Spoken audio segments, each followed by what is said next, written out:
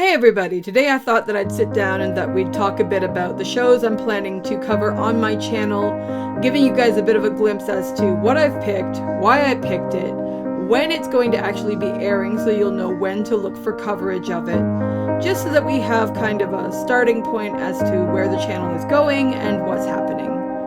So the first show that I've picked to cover on the channel is actually called Remonster, and it's going to be an isekai where a guy has died and he comes back to life, but when he does, he discovers that he's come back to life as a goblin. This seemed like a fun premise. I'm really into stories that are about world building and about how different societies function and how lives can be very different if you are from one place and you get brought back to a different place. It creates something called a fish out of water syndrome, where because the character has these past experiences to draw on that connect to presumably our world in theory, when we see them go to a new world, they're able to act as a pair of eyes for us and to be able to ground us into the world in a way that makes it so we can relate to it, which is really cool.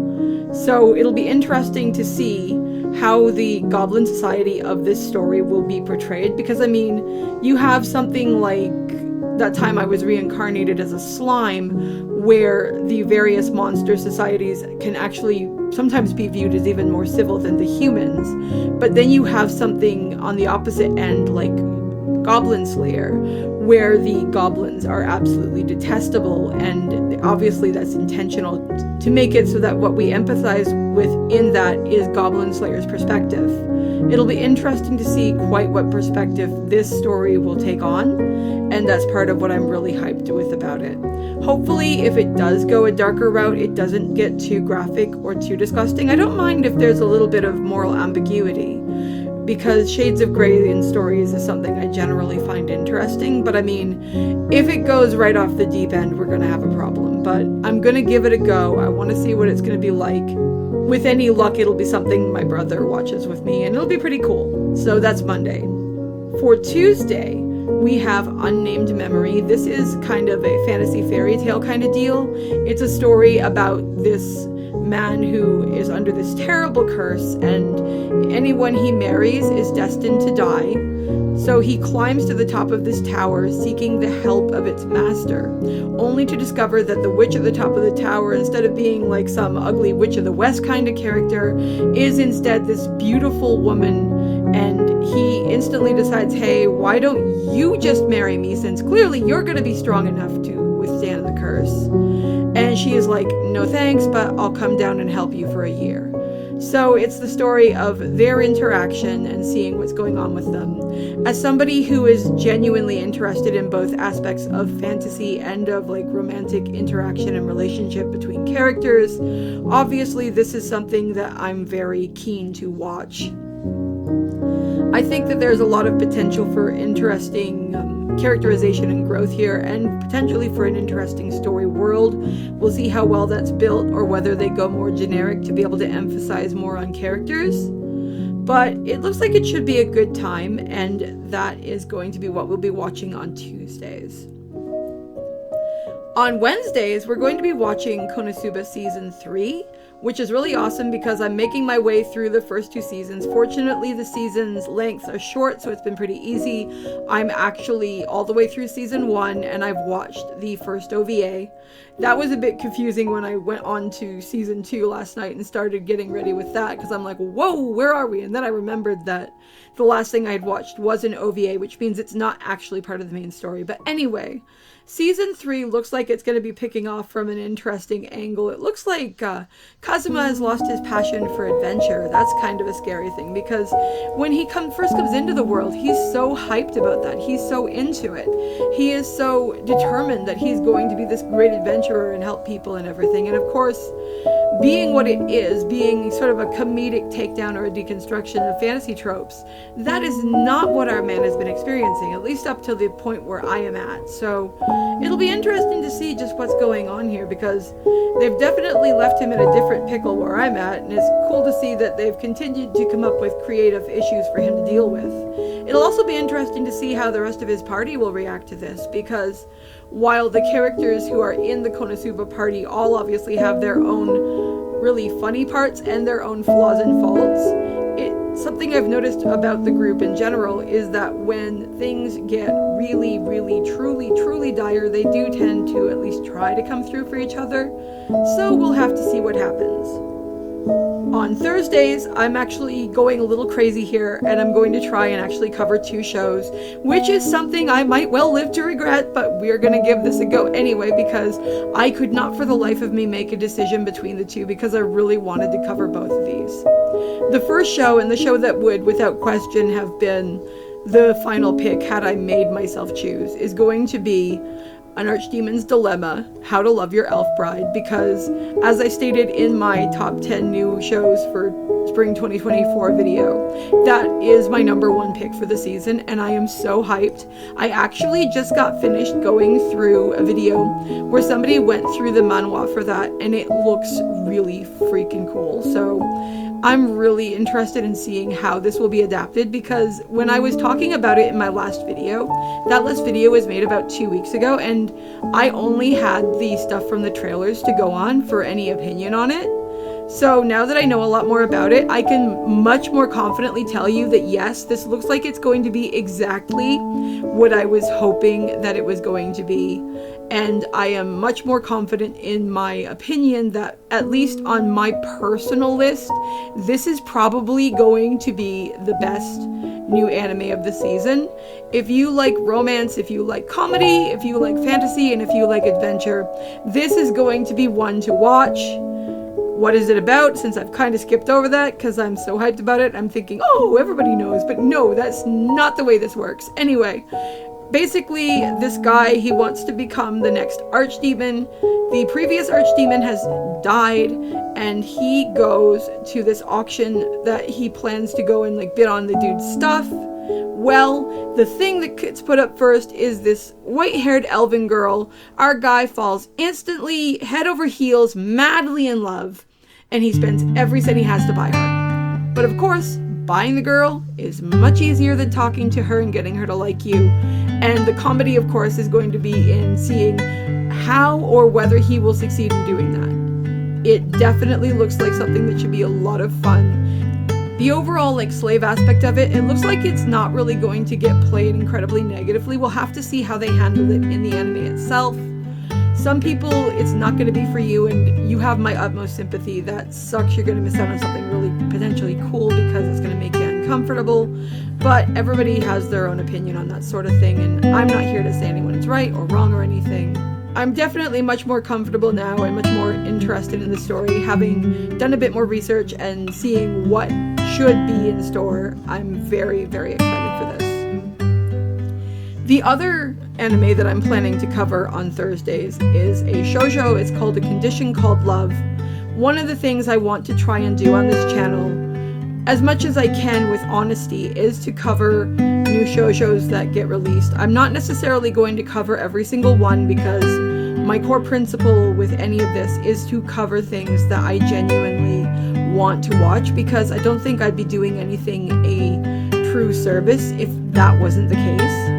Now, this one looks pretty cool. It's about this girl, and she is at the cafe with her friends. They're having a nice drink, they're visiting, and when she heads outside, she sees that this guy who is in the other homeroom for her grade, he's sitting on this bench. He looks totally defeated. He's just been broken up with brutally. It's winter, he's cold, etc. He's wet because the weather is bad, and she puts an umbrella over his head, and he decides instantly that he is in love with her. Now, unlike our fantasy story we just talked about, this story takes place in the real world, and when he comes to the school the next day, goes into her classroom and professes his undying love to her, she's like, dude, because that's weird. In a normal circumstance, you don't do that. So he actually ends up hanging around her and trying to convince her that he is somebody that she should be with. And he does so in such a way, apparently, from what I understand of the story, that she ends up realizing, hey, maybe this guy is not crazy. and maybe I should actually give this a go, and we should see whether this could potentially work out. So they get together, and it seems to be that this is going to be a story where the one character is very idealistic and is like head over heels in like quote insta-love, whereas the other character is somebody who has never really considered the idea of romantic love before, and who's much more focused on family and friends, and what she is wondering is whether she could end up loving this person. So I think that premise seems pretty cool. I do like trying to have at least one contemporary in my lineup each season, because as much as I love fantasy and romance and all that other kind of thing, I think it's really refreshing to have something that's more grounded and more in the real world, just to make sure that I have a change of pace. I've also heard, based off of certain things that I've looked at and listened to, that this story is potentially a deconstruction of the idea of the hopeless romantic, which, as somebody who is very largely into romantic fiction, is actually something I would find, depending on how it's done, it's something I would find potentially very annoying. We're gonna have to see how it actually gets handled and whether it will actually work for me. But I mean, that again is something that is of total like personal preference, so it may or may not work for you. And I'm looking forward to discussing what I think about this one as it goes along. On Fridays, the show that we're going to be covering is The Misfit of Demon King Academy, Season 2, Core 2. I am currently at the end of Season 1. I need to go and watch Season 2, which is probably about 13 episodes long. I should easily be able to squeeze that in before the series starts, since it's not this upcoming Friday, but the one after that. I'm very excited to do this, though, because that show, the first season that I watched, I really thought was amazing. And I mean, I can tell you now, I'm going to be doing a review on it eventually. It's getting like the highest rating I can give. I really loved it. So I'm definitely looking forward to spending more time with these characters. For anyone who doesn't understand in general what the Misfit of Demon King Academy is about, it's about this guy named Anos Voldigod, who is this demon king who existed 2,000 years in the past, and who sacrificed his life to be able to bring about peace between demons and humans. Now, in the story's present, he has been reincarnated, and he is trying to see like where the world is, and he's trying to like re-establish his place in the world, and is hoping to enjoy the peace that he strove to bring about, essentially. But something really strange has happened, and an imposter somehow has made it so that all the people in the demon kingdom, and all the people in the human kingdom too, as we learn more in the story, are under the impression that the Demon King's name is something different than what Anos' name actually is. So it's pretty cool. It's got a hint of romance, it's got mystery, it's got great characters, it's got tons of action. It's one of those shows where this leading male character can totally like beat the crap out of anything that comes at him. It's a power fantasy. So if you're somebody who really hates Mary Sue or Gary Stu, you're probably not gonna care for this one. But if you're somebody who's having a really crap day, or who's going through a rough patch in your life, and you'd really love to watch someone just succeed, that would make you feel better, this is something I cannot recommend more. When I watched the first season of this, my computer's hard drive had just had an absolute meltdown, and I was having a really crap day, and this made me feel a lot better. So I mean, if you haven't watched it yet, definitely start from the first season, but as for me, I'm going to catch the rest of the way up, and we will definitely be talking about this on Fridays. Which is something, because Fridays is also the day of the week where I'm going to be doing my The Week That Was segments, and I really didn't want to schedule something for Fridays, but this is so high up on the list of things I want to talk about that I'm like breaking my own rule here and doing that anyway. Okay, so next up we have Saturdays, which Saturdays are technically going to be my day off, because my boyfriend's work days off right now are Fridays and Saturdays, and it just kind of lined up that way. So I'm going to take advantage of that just to have some time on my own, to do my own thing, that sort of thing, you know how it is.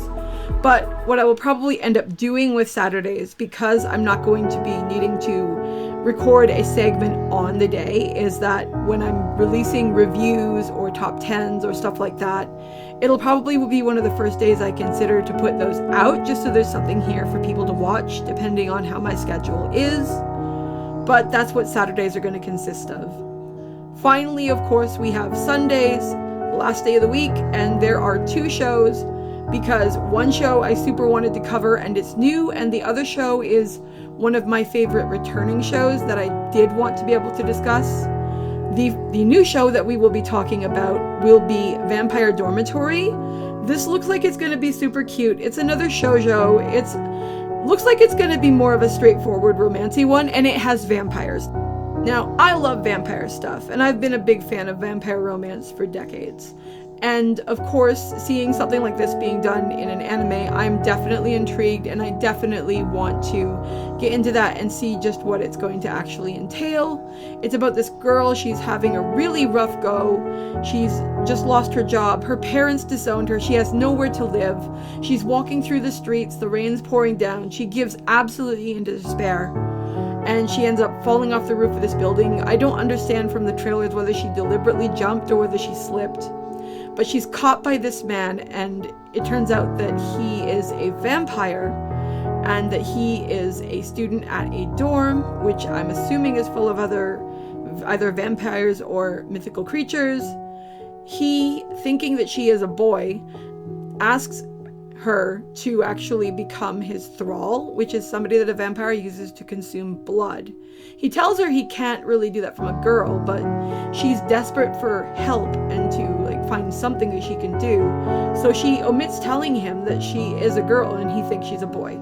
So we've got some mistaken identity. We've got some interesting paranormal stuff. We've got a character with some troubling past situations. We've probably got some mysteries with this boy and the other boys in the dorm. It looks like it should be a really fun thing to get into, and I'm definitely looking forward to it because it definitely looks like the kind of story that I would enjoy. The last show that we have that we'll be covering on the channel this season is going to be Demon Slayer Hashira Training Arc. You can obviously tell why I was saying I absolutely had to make sure I added this to my list, because I mean, of all the things coming back, Demon Slayer is probably the highest on my list. I also love My Hero Academia, but I'm not covering it here because I watched that with my boyfriend, and we watched that dubbed. So we're a bit behind on that when we watch that. But anyway, getting back to the point, I'm very excited to see the next season of Demon Slayer. This is something I've been following on my own for a while now. I really like the characters, I really like the overall world and everything. It looks like we're going to get a much better glimpse at some of the Hashira than what we've seen up till this point. We've seen a few people be highlighted, but there are still a few people where we've kind of got question marks over our head about just who they are, what their deal is and everything. And I'm hoping that while we'll get to see some advancement in how they are actually portrayed and in what their power will be so that they'll be able to face off against Muzan and the demons, that we'll also get a bit more connection and understanding of some of them as individual characters. We'll have to wait and see how that goes, because it doesn't look like it's going to be as long a season because it is starting later in the year. But I'm definitely looking forward to it, and I think it's going to be a lot of fun. And that will do it for me. That will wrap this up. This is just an overview of what we're watching this season and a bit about what I thought of it. Anyway, I just wanted to take the time to share that with you guys, and I think that we can wrap the video up here, and I will see you guys in the next one. Have a great day!